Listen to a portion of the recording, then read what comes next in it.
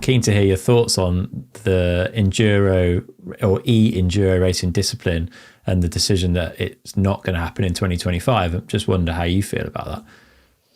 So I cannot really say for the racing part, because I only raced in Valberg, and obviously I did not finish that one. That's another story. But aside of it, I did not really race it, so I cannot get the feeling personally of what it is and what I think about it. But in my team, we had the two disciplines, so E-EDR and E-EDR. And from what I could hear from Kevin Marie and Adrien Dailly and Antoine Roche that were racing it, is that it's difficult to have both the E-EDR and EDR on the same weekend, because then they are going to race some of the stage we do and that are not made for E-EDR racing. And sometimes it's a bit of a struggle when they end up racing in a bike park and are above the motors, and it's a kind of a weird feeling for them.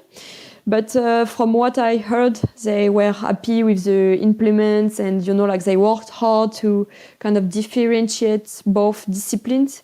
So I was quite surprised when they said they were stepping back next season. But I guess if they do so, is to really find a place where e-bike race, like enduro e-bike racing, belongs, and to truly have a format that makes sense and not something really similar to enduro, but we are racing it with an e-bike. I think e-bikes truly have its place if we find the format of racing that works.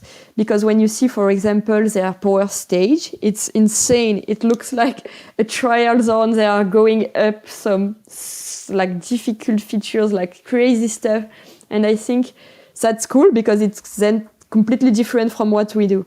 And I think for me, the key is there. How do you make a format that is truly specific to e-bikes, that works well, that people want to see, want to race? And I guess in the future, that's probably going to happen. It's such a big part of the industry now. I think that brands will come together and put a format on. But it's quite weird to hear that, and I feel so sorry for all of the riders that truly went into e-bike racing, devoted so much effort and time to specify to the discipline, and all of a sudden it's not there next year. So I guess there will still be, I'm sure there will still be some exciting races, but I feel a bit like it was difficult things to learn for all of the e-bike racers at the end of the season. So the feeling was hard. You felt like we've been working so much to it, and all of a sudden it's on pause, and we don't know yet what it will be. Yeah, challenging time for sure, and hopefully there's some positivity that comes out the end of it. But yeah, like you say, your first e-bike race didn't quite go to plan, with a very strange accident that I've never seen before. Can you just tell us a little bit about that? Because it must have been a pretty wild experience. So yeah, it was my first and last experience on the e-bike for the moment. But I always said I wanted to do another one, just not to finish my e-bike career on it. So I will be back racing e-bikes because I'd like to do and see by myself how the sport is, what the format and everything. So I'll be back. And for Valberg, it was basically one of the e-bike World Cups that was outside of EDR, so I was able to race. And it's such a nice place. We used to do the Enduro World Series there. It's insane how cool the riding is there. So I was like, yeah, I'm super keen, let's go and do this. And I was actually having the best weekend ever because I could race with no pressure, just, having fun. And I think it was not the last stage of the race, but the one before. And I just was riding, smooth, everything control. And I went a bit outside on a corner. And I don't know how, but I think my front wheel pushed down a branch, lifted it up, and I impaled myself on it. It went through my foot, in and out, and got stuck thanks to the clip. So it was quite weird, very painful. And it took a lot of time to be like for the helicopter to come and for the rescue, because I was in a place where I was stuck in the forest. So thanks to Marie, which was the first person down to help me, we had to go out 200 meters, like almost like rainbow style to to be able to get the helicopter to come. So I actually had to saw the branch on side because it was too big and I was not fitting, like into the bucket for the helicopter to lift me. So yeah, I got stuck with my unicorn foot for 5 years. 5 hours. You can see, it felt like 5 years in my head before they removed it.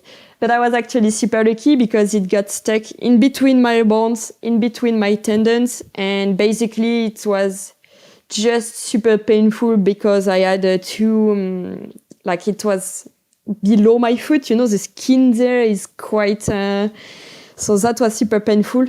But 1 month later, I was in Canada racing the next Enduro World Series in Whistler.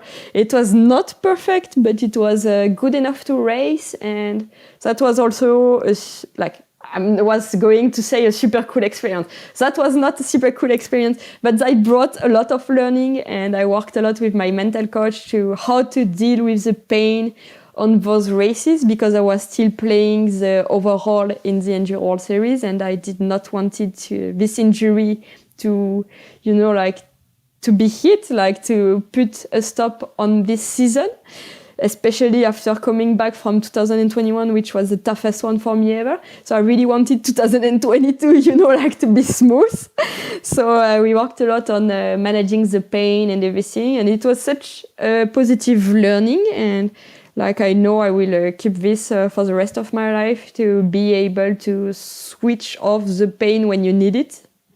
Yeah, interesting. Can you talk through any strategies that you found that work for that? Because there a lot of pain is mental, right? Your body's sending signals to the brain saying look after this. It still needs to be kind of, you need to go a bit gentle with it. And there are, I guess, ways to try and turn off some of that pain because it is a mental thing, I think, or a lot of it.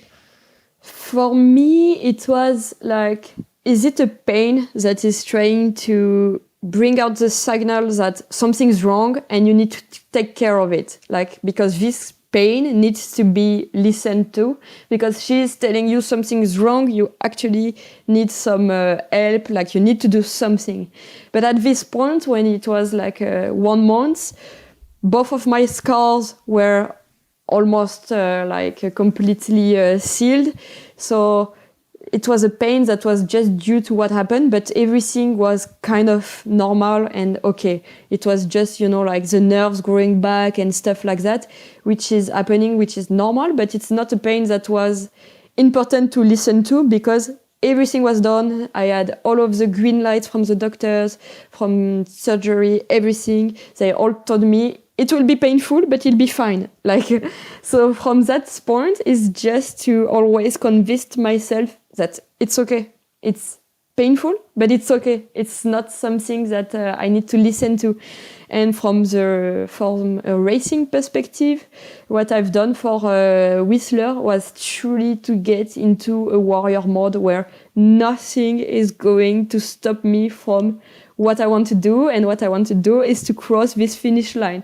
And so throughout the day, it was truly like a battle to every single time I was feeling something to kind of bring the mental back into another direction. And the pain I was feeling was a bit like if my foot was on fire and it was leaking. Lovely.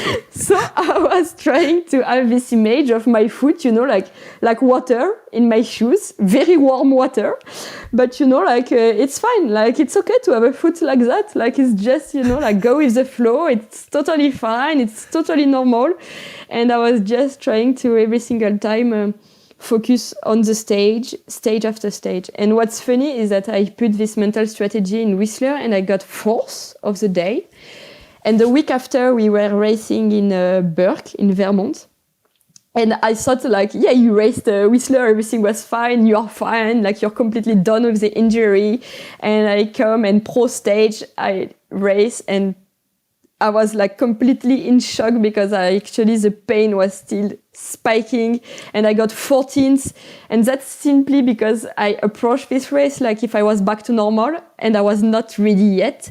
And I did not put the same strategy back into place to, fight the pain.